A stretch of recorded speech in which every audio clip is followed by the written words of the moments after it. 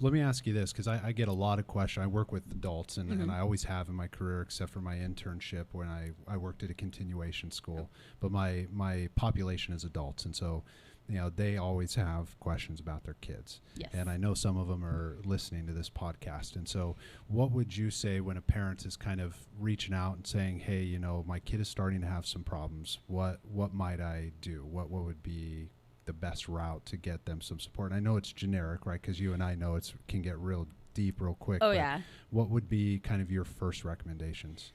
I mean, for me, depending on kind of what you're experiencing, right? And so if you're having behavioral issues, a lot of it's going to be that ABC method, like the antecedent, the behavior, the consequence. Like, where's the kid developmentally, right?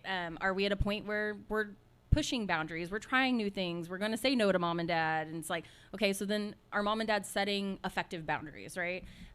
Setting effective consequences for those behaviors. Looking at kind of just basic things is usually where I start. And then as we try those things and you're all like, well, I've tried this, I've tried that. The thing you have to understand most is that for adults, it takes about 28 days for a new habit, right? Yeah. For kids, you're talking like 6 weeks. Then you're going to see growth and then regression. And if you are trying something new and you have a baby, you move, you lose your job, something major or drastic happens, you're going to see a regression in that behavior happen.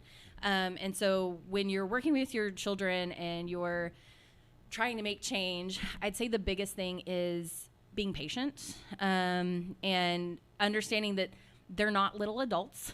Right. And they're going to need lots of repetition. Yeah. In whatever you're trying to do. That's a big one. And it's like, go figure, you have a conversation with a therapist, they start saying the right things, and this is a big one, I think, for those who are listening, who are looking for support on this. Our kids, the children in our communities, are not little adults. I loved that. Yeah. I thought that I think that's so important to hammer home. Yeah, I mean, because my daughter's 6, and she says some things sometimes that you're all like, all right, like you get things, like you have this whole opinion and da-da-da, but at the same time, like, she's 6. Yeah, yeah. She hasn't taken all the advanced courses I have. She doesn't deal with the day-to-day stressors that I deal with. She has some social drama, don't get me wrong, but she didn't know how to navigate most of that yet. Yeah. And so, when she's having the meltdown because, Susie doesn't want to be her best friend for the 3rd time this week, like, be patient, be understanding, help her understand that, it's okay to feel sad. I love to tell parents, like, we accept all emotions, just not all behaviors. Yeah. It's okay to be angry, but it's not okay to slam the door. Right. Yeah. It's a good point. We accept all emotions, but not all behaviors. I think, a lot of times we, as adults, we get so wrapped up in our emotional experience, overthinking that emotional experience. And, I'm sure if we polled the average person, they're not going to put it into even emotional terms. No. And so, drawing that distinction so simply, I think will be really helpful for people. Yes. The average person does not have the language or the emotional vocabulary they need to express themselves. Not to mention the generation of us who were told, like, suck it up, pull it up by your bootstraps. Right. We don't talk about that. Yeah. And so we haven't really learned how to effectively express ourselves in many situations. Do you think that landscape is, like, genuinely changing? Yeah, with the Zennial, millennial generation, you're definitely seeing a shift.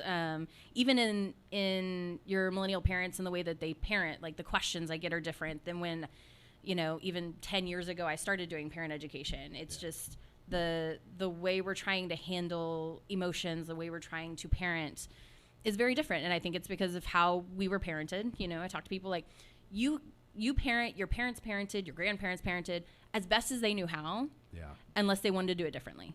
And that's what you're seeing is people who are like, I wasn't wild about that. I think I'm going to do it differently. Yeah.